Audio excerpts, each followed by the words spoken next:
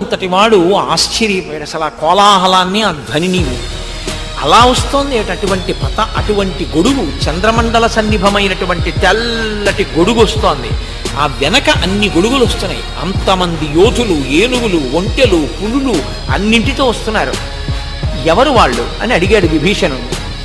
ఆ రాముడు అడిగినప్పుడు నానా పతాకాధ్వజ శస్త్రజుష్టం ప్రాసాశిశూలాయుధ శస్త్రజుష్టం సైన్యం గజేంద్రోపమ నాగజుష్టం కస్యేదమక్షోభ్య అభీరుజుష్టం.